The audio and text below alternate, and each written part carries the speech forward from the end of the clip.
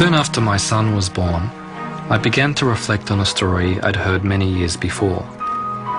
It was a story about the power adults hold over children. The stories we tell them, and the stories, like this one, that they are never meant to hear.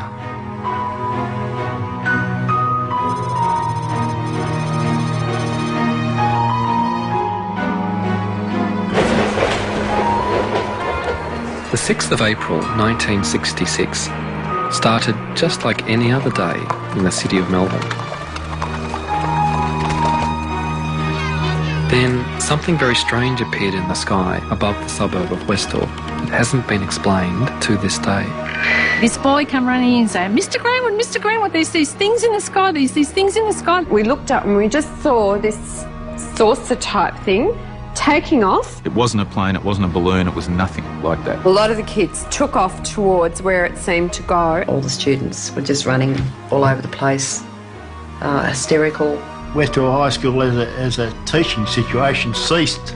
My girlfriend and I sat on the fence, climbed the fence, the school boundary, and we were crying, thinking it was the end of the world.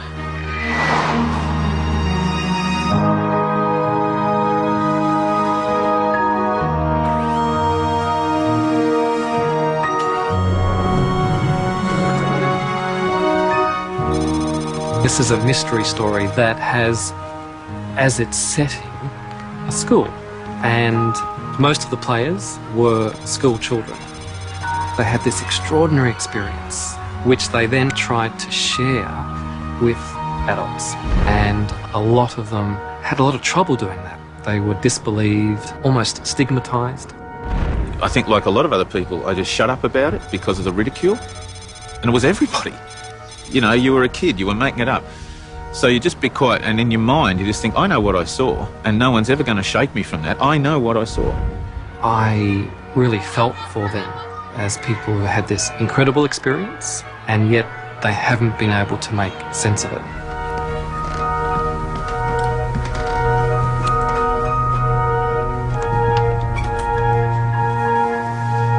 This is the biggest mass UFO sighting in Australia, yet it seems to have been suppressed, deliberately kept out of the public view. Like the witnesses, I want to find out why.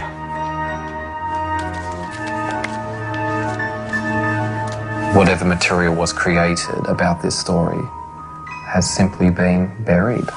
And yet, this memory has survived. And it only has to be slightly pricked, and it's like the floodgates open, and all the memories come rushing out. I was precipitating various chemicals in order to make crystals, and I just happened to be looking out the window, thinking how to fudge my science report. What I saw directly south was something that I'd never seen before. We were out playing sport on the oval. One of the kids yelled out, look up in the sky, you know, it's flying saucers. And I remember we all looked up, and it really was a flying saucer. I mean, from what you imagine, a flying saucer, it was a round silver disc, and it seemed to be very low over the school, and I remember kids screaming and running inside. This student came in, was hysterical, leaned up against a sliding door, screaming, there's a flying saucer in the oval. And of course everybody started to head towards the door, and the teacher said, sit down, it's not recess yet, and a few minutes later the bell went off. Everyone started moving, like a whole lot of zebras being terrified by crocodiles. I went where the herd went.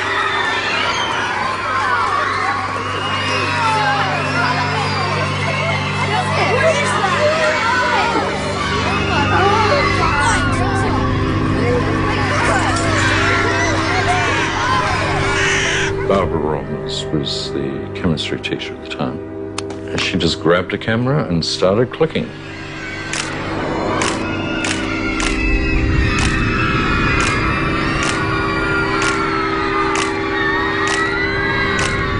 I went into the staff room.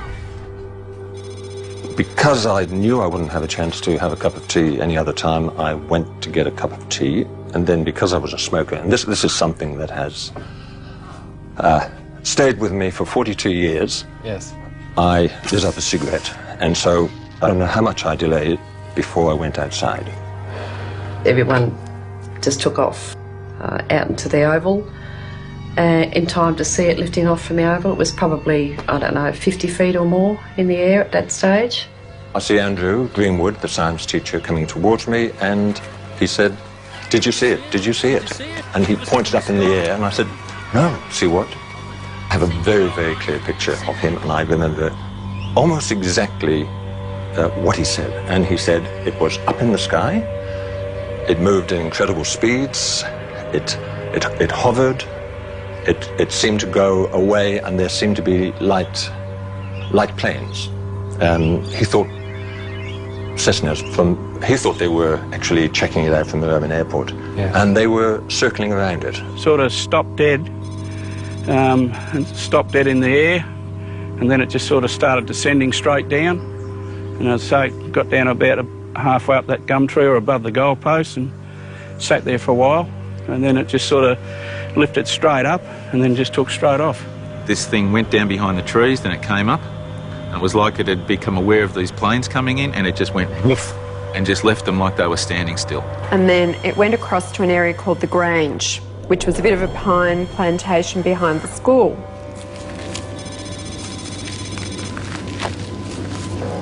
Because I walk around with the Westall story inside my head, as soon as I enter the landscape of Westall, out it comes like a three-dimensional children's storybook. It pops up out of the soil. It's like I've entered my favourite children's story.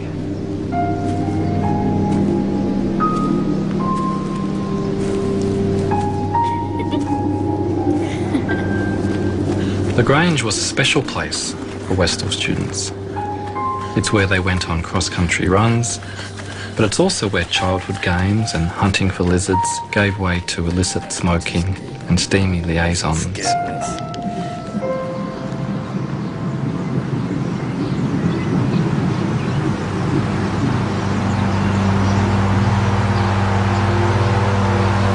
Going the wrong way now.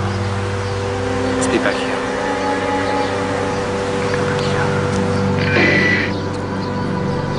This flying saucer thing came out of the blue like a bolt. It's intertwined with romping around down at the Grange, out of sight of the school authorities or their parents. It has that sense of being involved with something dangerous or clandestine, and they were part of it. A lot of the kids took off towards where it seemed to go, and it disappeared down behind the trees.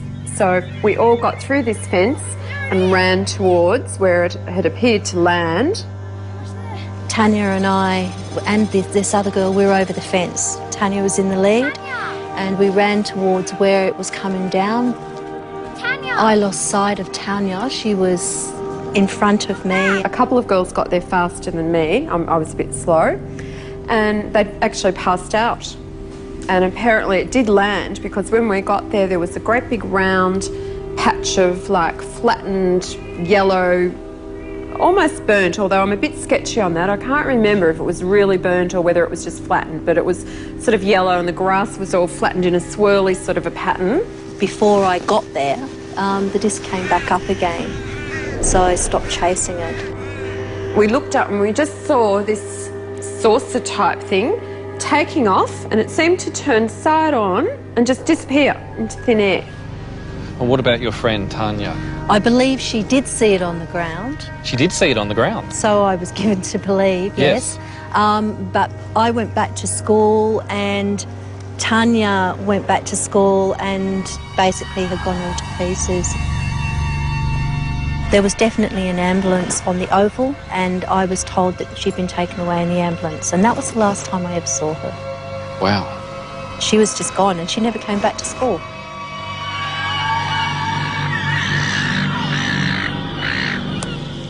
Tanya wasn't the only person who saw the craft on the ground. Before they headed over to the Grange, Victor Zakruzny says 2 objects landed in a grassy paddock where a street is now. Well, the kids were hanging on the fence there. There's quite a few kids there. It's a high fence, and I got up to the top there, and all you could see is two discs, one there and one a bit further away, probably 3 metres apart. I could hear somebody in the background saying, "Stay away, don't jump the fence," and so I said, "Oh, bugger, I'm going over the fence." The craft probably would have been about there, and there was another one set back a bit on an angle, probably just about there. There's a few kids walking around there, and I was the only one on this side. I got up to it to want to touch it, and it was, well, you could feel heat about a metre away coming from it. It was pretty warm or hot, and within a minute or so, it just, both of them just lifted up at the same time, about this height. And I seen, that was breathtaking watching that, and then it just gradually lifted up, and then went off towards the pines. I did a rough sketch of it. Wow, look at that. This is the view from underneath. That's underneath. There's no seams, no joints, it's just smooth metal. Normally an aircraft has sheet metal, pop rivets, or all that sort of stuff there. This looked like come out of a mould or something like that, all one smooth piece of metal. It was just incredible. It's just something like you see in the movies. But this is more than just cinema. If we look at the possibilities for this story, they are extraordinary. We're talking about the possibility of life coming from another place and just appearing one day in their midst, and then leaving again and leaving everybody with so many questions, but with a new openness to the beyond. If I'd been at Westall on that day, I would like to have raced after that flying saucer and gotten so close to it, to have held it in my hands. But the adults at Westall High School saw it differently. That afternoon, our principal called a special assembly and told us all not to talk about it. All I know is the whole school was told off. The headmaster says, "All you kids are nuts. It's a weather balloon. Don't talk about it." I was prepped to tell the students that what they'd seen didn't exist. We weren't allowed to leave the school, at least I wasn't. My job was to walk up and down the corridors and make sure that all students were in their rooms. I was walking back from the West End. There was confrontation between Mr. Sambleby, Barbara Robbins, and a man I'd never seen before. I thought it was a police uniform, but it was just dark blue. It was demanded that she hand over not the film, but the entire camera. I was near the gate and the police had arrived. There were journalists outside. The police are being called in to keep the journalists away. We were told that we weren't allowed to speak to the media in school grounds. After school finished, there was a TV crew outside the school grounds, so we undertook an interview with them. Everyone took off onto the oval. Now, I can't remember whether it was a principal or a school representative that came out and ordered us to go home and the film crew to leave. And I'd actually been giving an interview to Channel 9 and the policeman actually walked up to them and said, "Stop filming and you go back into the school ground." Okay, so that's what I did. I was 12 and a half years old. Because I was a mischievous sort of person, I was always getting into trouble. I had detention for actually appearing on the show, and then I got detention again at a later date after my picture and story was in the Dan Allen Journal. So it didn't go unpunished, but it was worth it.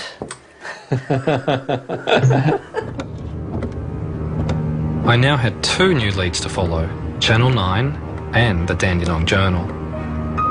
I rang Channel 9 first. They searched for a flying saucer story, and there it was.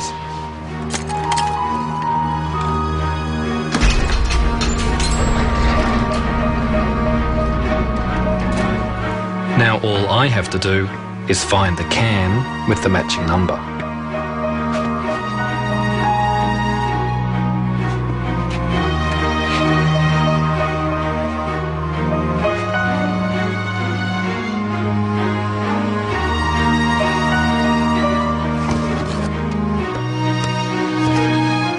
But oddly, there was nothing there. I was absolutely devastated, and nobody had any idea.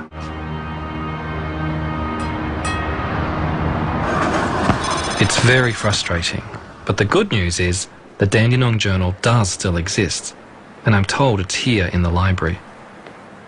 It's the only written account I've heard of from the period, so it's really precious.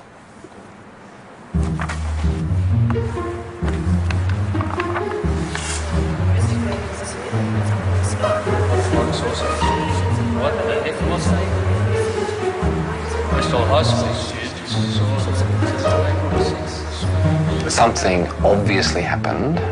Some people apparently didn't want the kids talking about it, and that raises all sorts of questions. Why couldn't it have been discussed? Why couldn't it have been talked about openly? And why couldn't anybody find any more information about what it was? The headmaster, Frank Sambleby, is a key part of the story. He's passed away, but I hope his children, Max and Gail, can shed some light on his behaviour. Hello, Shane here. Anybody home? Hello. How are you? I'm good. How are you? Max? Nice to meet Hi. you. Nice to meet you. Thank you very much. Thank you. He played 50 games for the Hawthorn Football Club. He was a half-back flanker, and in those days half-back flankers ran in straight lines, and that's what he did. He was pretty black and white, and he had a very strong sense of right and wrong, and yeah, if it didn't fit in with what he believed, then yeah, he found it quite difficult. And this thing would have been seen as something that was disrupting the smooth operation of the school. And he would have been a sceptic as well. I mean, he didn't believe in supernatural things. He believed in the real life, didn't he? You know, when we were kids, there was a picture on the wall of a Roman soldier standing, holding his spear, and the lava was all falling down from Pompeii, and people in the background were all crouching and running, and Dad said, see, he's standing there doing his duty. And, you know, that, I mean, as children, we had to learn that discipline was important, respect, all those things, all the old values, and yeah, he found it really hard as things changed he was pretty judgmental. There was plenty for Frank Sambleby to be judgmental about. In the 1960s, rebellion at home and on the streets brought many young people into conflict with the establishment. Schools were run like the military, and teachers demanded respect and obedience. Westall High was no exception. I tried to contact some of the teachers, but many have passed away.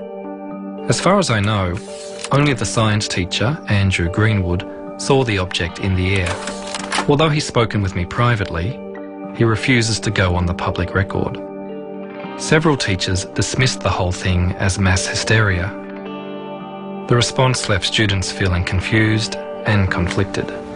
Some are still searching for answers. I want to find some sort of proof that this happened, so we don't keep on, you know, getting called silly people. And you know, no one's ever wanted to know the details before. They just think I'm stupid, and you know, they don't want to know the story. I said I've seen UFOs or flying saucers, and they say, yeah, sure. What drugs were you on that day? And you know, I was 13 years old. I was at school in the daytime. I wasn't on any drugs.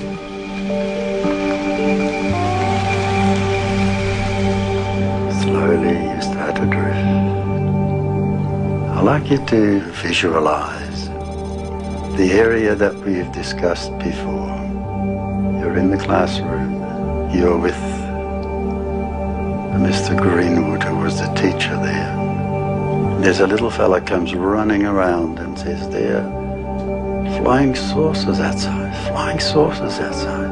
Everybody laughed. And Mr. Greenwood said, come on then, let's have a look. See yourself running down the Eiffel.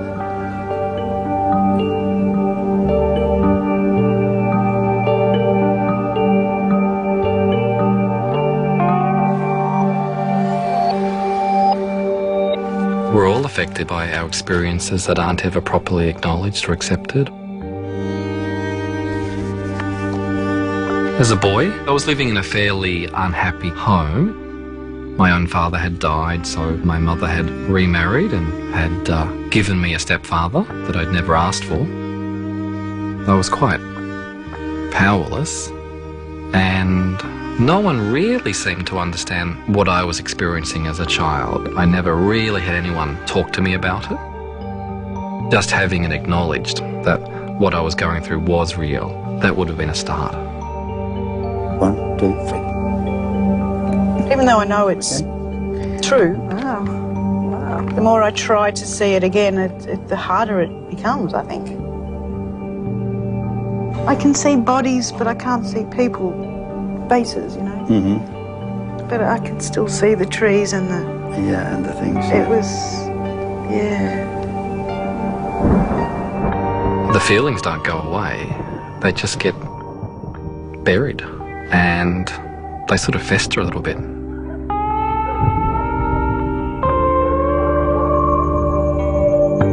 I saw the classroom for the first time, and then I saw heads bobbing, walking across the oval towards the end of the school ground, and then there they were.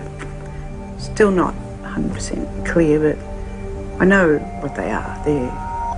They're UFOs. If they were UFOs, there should be people around the area who can corroborate what the students saw. A headmaster might be able to shut down a high school, but surely not a whole suburb. Within days of delivering my flyers, I'm contacted by a new witness, Paul Smith, who used to work on a property next door to the Grange. We were loading up for market, and as we were pulling the carrots up, I looked up and I was facing the object in the sky, and I just thought, oh, somebody's got some way of projecting a film of something into the sky. I didn't believe that it was really happening. But my boss turned around and he saw it, and we stood there looking at it for several minutes. A few moments later, the children came over from the high school and they noticed us, they saw us, and they sort of took a while to make up their mind whether they would come onto the property, realising it's private property. Yes. And they decided they'd come in anyway, and they did. They ran straight over the market garden, and they crossed and walked down here to this corner. After a while, trucks turned up with, it looked like army trucks. Right. And there would have been about 20 guys got out. About how long after the object had vanished in the trees? Oh, I think it was only 20 minutes, which is not a long time. How did you know they were from the army? Well, they were khaki-coloured trucks, the covered in patches, you know, sort of that they to hide, you know. Like camouflage? Camouflage truck, yeah. And it was the long ones that carried quite a few people, and a couple of jeeps. So a couple of trucks, and a couple of jeeps, and about 20 men in uniforms? Yeah. And the uniforms were what sort of uniforms? Just khaki-coloured uniform. Just khaki? Yeah. No other, don't remember any other sort Not of... that I can remember, no. Colours or... No. I went looking for a military expert. If the army was able to turn up in just 20 minutes, where could they possibly have come from? It's quite evident that there was no deployable troops available in Melbourne at the time.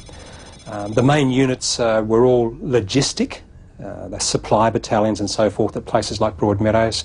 There were lots of citizen military forces, today's equivalent of the Army Reserve, part-time units, but they couldn't have responded so rapidly, and nor could they have responded in such a large number.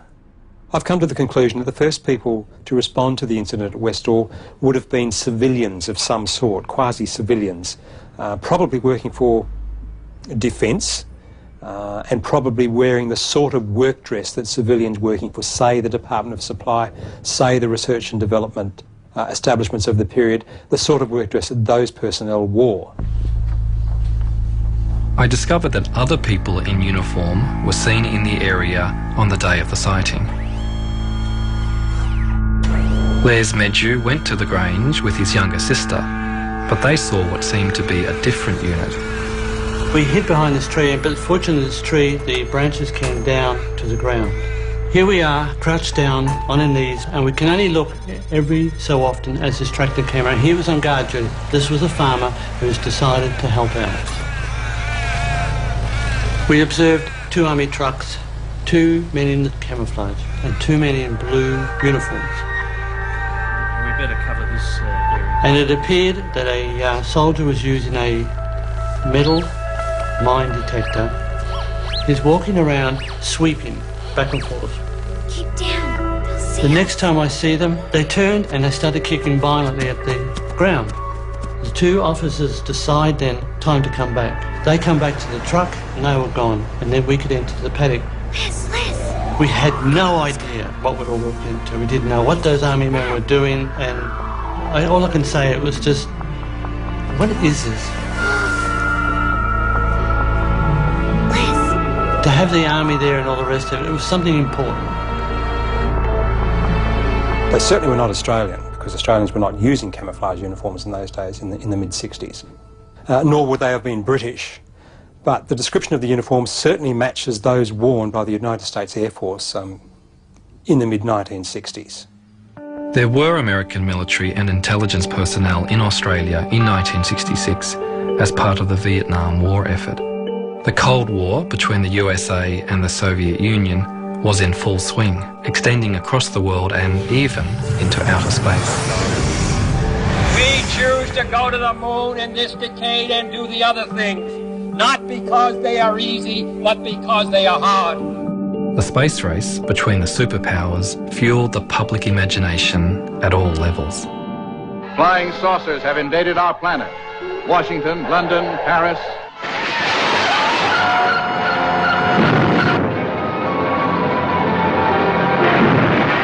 The fascination with flying saucers persisted all over the world. Australia was no exception. Well, so far, I haven't seen anything even vaguely resembling a flying saucer or even a flying cigar. But thousands of people, in fact millions, do believe they exist. What do you think they are? They are real, anyway. They come from the other planets. Some of them might come from the centre of the Earth. I haven't seen one close up yet. This is what I'm looking forward to one day. Yeah, you took a step towards the figures and the object. We used to invite people who reported sightings to talk about the experience, because if the sighting was a dramatic one, they would feel, I just need to talk to somebody. But if I discuss it with my friends, they say, well, I've been drinking. But they needed to talk to somebody who would take them seriously. Although society members tried to investigate at Westall, they came up against a wall of silence. All they can now find in their files is a couple of photographs and a sighting report filled in at the time by one of my student witnesses, Joy Tai. They also went to Melbourne Airport to look for the pilots of the aircraft that apparently chased the UFO, but nobody came forward. I decided to do my own investigation. I contacted a retired air traffic controller to find out how a UFO and several light planes could fly so close to each other without a report being made. Who was responsible for controlling the airspace? Moorabbin Tower was responsible for the area within a 5-mile radius of Moorabbin and up to 3,000 feet. And above that, it was the responsibility of Essendon Approach. If you're in a tower, you have the aircraft in sight all the time.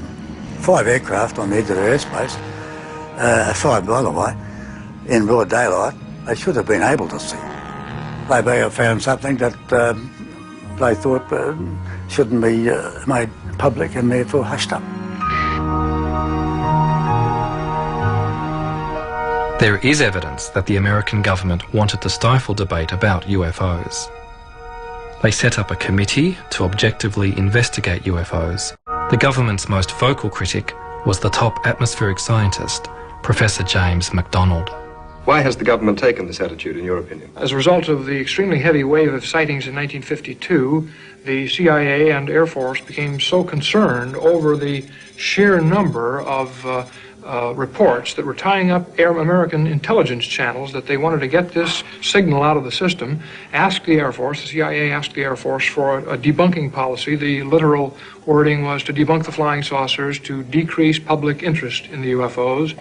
Regulations were promulgated very shortly that made it a crime, punishable with, I think it's $10,000 fine and or 10 years in prison to release any information at airbase level on UFOs. And as a result of that, nothing resembling any scientific investigation has been going on in the past 15 years.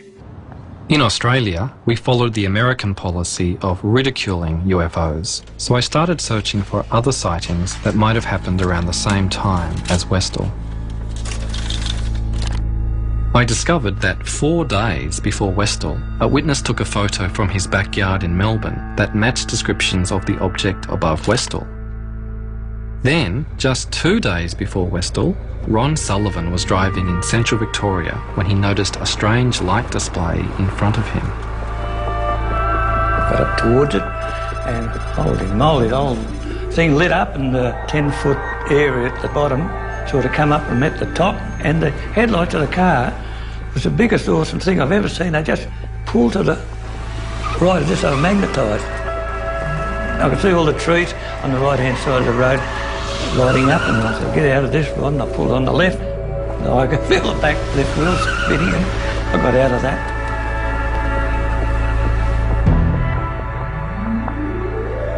Ron only reported the incident after he heard that a young man died when his car collided with the same tree Ron had narrowly missed 2 days earlier. A couple of people from government departments came and visited me. I know one was from the Air Force. They looked at the car, just walked around. I said, well, let's know what you find out. And they said, yeah, we will, Mr. Sullivan. Never heard any more about it. When I checked out the Royal Australian Air Force's list of UFO sightings for 1966, none of these cases were mentioned, though we know they investigated them.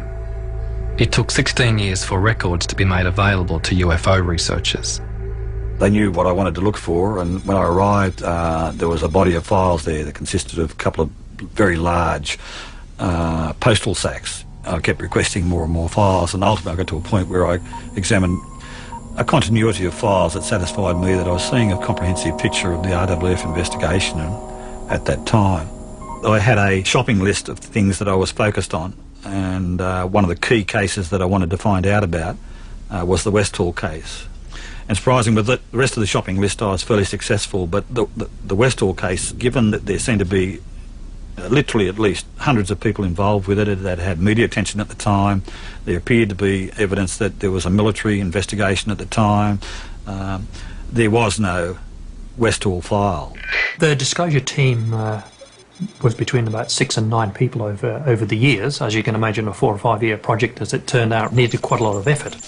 Literally, it was looking through hundreds and hundreds of file titles, maybe even thousands in the end. Along the way, we were always looking for files on the Westall incident from '66.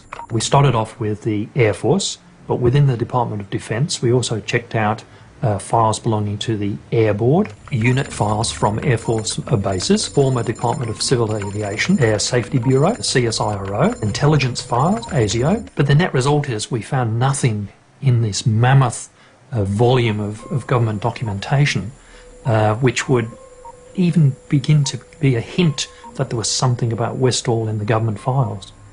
So amazingly, we drew a blank. The Westall sighting had clearly been erased from the record, but why?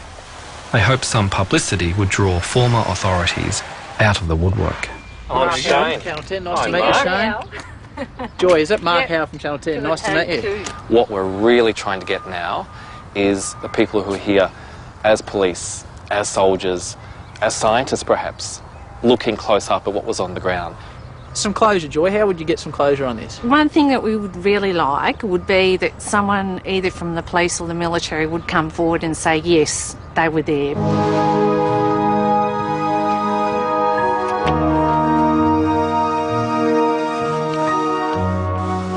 Nobody from the authorities contacted me, but another witness did. Kevin Hurley saw the circles at the Grange on the day of the sighting and went back the next day for another look. Then when we came to the area where we'd gone through the paddock, yes, there was the Air Force of the Army, a whole group of them there, stopping us from going through into the paddock. Don't come near this in this area, and we just headed off back home. And did they give you any reason why you couldn't come through? No, there were vehicles on the paddock, and they had some sort of instrument which at the time I thought looked like Geiger counters. The strong memory I've got is what happened after that. About a week later, I decided to go back again to have another look. As soon as we got down to where the paddock started, all the grass had been cut, which was quite disturbing. Wow. So then we walked through that area to where the circles were, and when we got into the area where the circles were previously, the whole area had been burnt, destroying all evidence. You asked me whether an R&D establishment would destroy evidence. Yes, of course they would. Bearing in mind that in the 1960s, Australia had great success financially with some of their pilotless target aircraft. Information related to some of these sorts of projects, if it was to be released to the wrong party, then it would have very adverse effects on Australia from a financial point of view. Any surviving documentation would be in Defence Central somewhere, but also probably overseas with the Ally. And there may even not be anything left in Australia, because bearing in mind it would have been very highly classified and could well have been destroyed, as so much of that sort of record is after a period of time. So it's no wonder that I haven't unearthed any official records on Westall. But it's clear the authorities had something to hide. Just got called into the gymnasium, and then these people spoke, and you know, they just sort of said, oh, well, what you saw was sort of an experimental thing, and you know, we just don't want anyone talking about it or it going any further. So how many people were there that came, and do you remember? I think there was 5 from memory. And they were they men and women, or? Yeah, I think there was 3 men and 2 women, from memory. As I say, I'm not 100%. Sure. And do you remember if they were wearing uniforms? Some were in uniforms? No, they're just in plain suits. And in suits? Yeah. And did they explain where they were from, who they were? No, not really. Just a couple of the teachers said afterwards they're from one of these experimental mobs to do with the armed forces and stuff like that, and that was sort of the end of it. It had to have been something that we were working on, and we knew all about it. We were in on it, even though we mightn't have known the detail. To have responded, that's one of the... That really, to my way of thinking, that's the key, is the fact that we whoever it was, the authorities, responded so rapidly. Now, they must have just about been sitting on the trucks with the engine going. And perhaps they were. Perhaps they'd received technical intelligence that there was something going wrong with this experimental craft, and they weren't sure where it was going to land, but they were ready to go get it as soon as it did land. It sounds like a rational, logical explanation, but it needs then to be supported with evidence. If you think about how the people described the shape of it, the speed, the manoeuvres that it made, there's nothing around today that comes close to that. The final proof might be, for example, getting a piece of the flying saucer and examining it, subjecting to scientific examination, and finding that it's of an element that is not manufactured on Earth. Now, that would maybe the final proof. We haven't got that. So we're still at the circumstantial evidence stage, and whether that leads you to say, well, these are from outer space, they're interplanetary spaceships, or not, is a philosophical question. It's a question of what you yourself feel is proof. A yellow sign. I crave the proof that can be held in my hands and touched and smelled and measured. But I think we need to make room for a little mystery in our lives as well. I reckon somewhere in this area. I believe truth can exist without proof of it, and I see a real truth in the stories and memories of the witnesses. We're probably... Even if it doesn't answer the question, What was it that flew over Westall? What I saw, I believe, is what a flying saucer has left behind. Professor James McDonald looked for proof in statistical data. His research brought him to Australia a year after the Westall sighting. I'd ordered some of his papers from Arizona University, hoping to find something about Westall. Wow, what is all this? There's a lot of stuff here. James McDonald's journal. His trip to Melbourne. There'll be stuff in here about Westall. Has to be.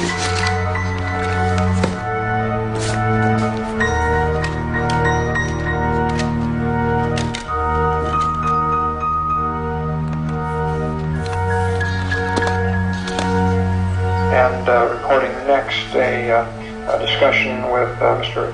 Andrew Greenwood in connection with the Westall sighting. This business about the headmaster, he's the one who seemed to be quite influenced by some pressures to keep things quiet. He just told me that an Air Force officer had been out to the school, and I was teaching at the time, and he told me that he wasn't going to interrupt my class so that I could speak to them. He promptly told them to get lost together. They can't have had much time with him, because I know I was very friendly with the senior master of the school. He said they were only in his office for very few minutes, and Sambleby had sort of come out fuming and muttering, what rot, and all the rest of it. It's nice to have somebody telling the RAAF that it's a lot of nonsense and sending them packing. Victims of their own propaganda here. Yes. Now I had further corroborating evidence that the Air Force was involved at Westall. But students said other senior authorities also came to the high school. I was called down to the headmaster's office, and there were two men in the headmaster's office, very well-dressed gentlemen in suits. They weren't introduced to me in person, and I don't know where they came from. From my references now as an adult, I would say they were Asia. So this is the actual office? Oh, this feels quite weird, yes. Yes. There was a desk down this side here, and the headmaster was over here on that side, and the two men were standing over there, and I stood with my back to the window. Only one man spoke, and he started off by, we'd like you to go through what you said happened yesterday. He was firing questions at me fairly rapidly. Then we went into, oh, and we suppose you think you saw a flying saucer. And I'm like, well, I didn't say that. I said I saw an object, and we suppose you saw little green men. Can you remember how you felt once it was over? When I was actually in the confrontation situation with the men, I felt very, very angry. When I came out, I think I burst into tears. They were certainly Australian government, and I think it was part of their job to keep everything quiet and to not let the facts come out. They knew more than what they were saying. It was their job to squash what was being seen. It was a bunch of kids that saw this, so we would be able to squash this down. The authorities had found a way to silence the children, but they still had unfinished business with the teacher, Andrew Greenwood. He told me that two officers came to his home and threatened him under the Official Secrets Act. They said that he couldn't have seen a flying saucer at Westall because there were no such things as flying saucers. They threatened to tell people he was alcoholic, even though he wasn't. As a first-year teacher with a career ahead of him, he couldn't take the risk of speaking out. The person who had taken all the risks was Professor James McDonald. His criticism of the government had provoked powerful enemies, but it didn't stop him challenging the establishment with other unorthodox scientific theories. Years ahead of his colleagues, he predicted high-altitude aircraft would destroy the ozone layer and increase the risk of skin cancer. He was invited to address the US Congress, but during his testimony, a congressman made an opportunistic attack. He publicly ridiculed McDonald by saying he believed in UFOs and little green men. MacDonald's professional reputation was ruined. James MacDonald tried to create a climate of openness where unorthodox thinking could flourish. That's not what happened at Westall. I remember the assembly that we're all called for. We weren't even allowed to talk about it in school. We weren't allowed to mention it at all. There's like 20 people plus in the room at the moment, and there's a real buzz, and everyone's talking about my story. They're talking about the story. And as they're talking it through, they're putting the pieces together. It's wonderful. What isn't wonderful in the telling of this story is that Professor James MacDonald finally gave up the fight for UFO science. Humiliated and broken, he took his own life. MacDonald's suicide played on my mind. I began to think about weapons of mass destruction and global warming, where other brave scientists spoke out and were quickly shut down. I want my son to grow up in a world where it's possible to discuss and investigate even the craziest ideas without fear of ridicule or punishment.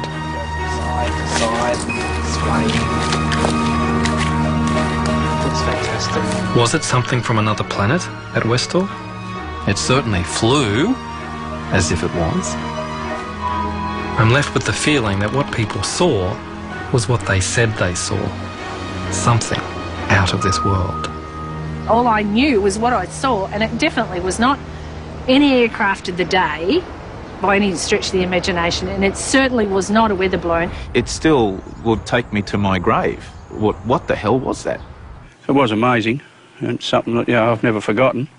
But you just sort of had it stored in the back of your mind because a lot of people are sceptical. The fact that they can travel so fast and that they've been spotted all over the world, landings and very similar stories of these patches of flattened grass or burnt grass.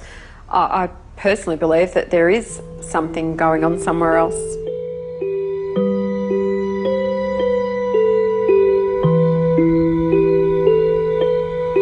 I believe there's life out there. There is.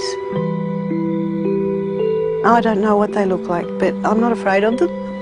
I look up at the sky and say, look, where are you, you people? Come and talk to me.